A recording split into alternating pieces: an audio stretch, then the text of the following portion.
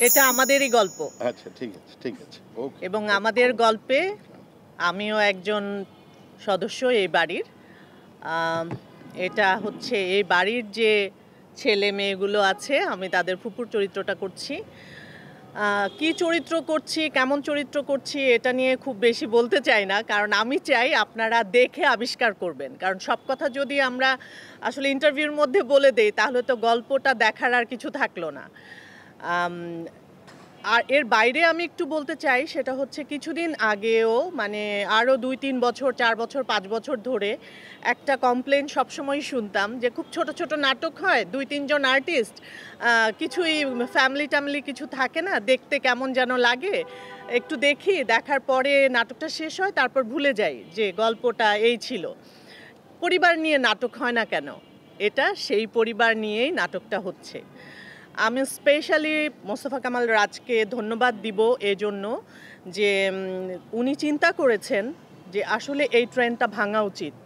যে ২ জন ৩ জনের নাটক শুধুমাত্র ফোনে কথা বললাম, হাই, হ্যালো, বাবা বাড়িতে আছে, এরকম একটা গল্প হবে। সেই ট্রেন্ডটা ভেঙে একটা পরিবার নিয়ে নাটক হওয়া। পরিবার ভাঙতে, ভাঙতে আসলে আমরা পরিবারের ভ্যালুটাই ভুলে যাচ্ছিলাম। নাটক কিন্তু জীবন বদলের হাতিয়ার বলি আমরা। সো নাটকে আমরা যেটা দেখি ওটার অনেক কিছুই কিন্তু মানুষের উপরে এফেক্ট করে। সো যখন আমরা একটা পরিবার দেখব, পরিবারে বড়দেরকে সম্মান করতে দেখব, আমাদের ভেতরে বা আমি বলবো যে ইয়াং জেনারেশন যারা আছে তাদের ভেতরে কিন্তু ওটার একটু এফেক্ট পড়ে যে বড়দেরকে আসলে এভাবে সম্মান করতে হয়। বড়দেরকে বাড়িতে বড় যারা আছে বাইরে যাওয়ার সময় তাদেরকে একটু বলে যেতে হয়, ফিরে এসে তাদেরকে হয়তো সালাম দিতে হয় বা তাদের সাথে কুশল বিনিময় করতে হয়। এই জিনিসগুলা কিন্তু দেখে থেকে আমরা শিখতে পারি বা আমরা শিখেছি। আমরা চাইবো যে ভবিষ্যৎ প্রজন্মও শিখবে।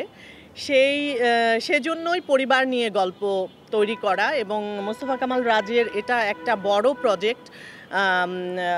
বড় প্রজেক্ট বলতে আমি বলছি না যে এটা অনেক লেন্দি, অনেক লম্বা নাটক হবে, সেরকম না। যতটুকু হবে খুব সুন্দর করে অনেক বড়সড় আয়োজনে আমরা অনেক আর্টিস্ট মিলে কাজটা করছি এবং পরিবারের যে একটা ভ্যালু, সেই ভ্যালুটা আমরা দেখাতে চাই। আপনারা সবার মাঝে ছড়িয়ে দিবেন এই নাটকটা দেখার জন্য। সবাই যদি দেখে এবং একটুখানি ভ্যালুজও শিখে এই নাটকটা দেখে, আমার কাছে মনে হয় যে এই নাটকটা সার্থক হবে। পাশাপাশি আমরা যারা অভিনয় করেছি এই নাটকে, আমরা সবাই সার্থক হব।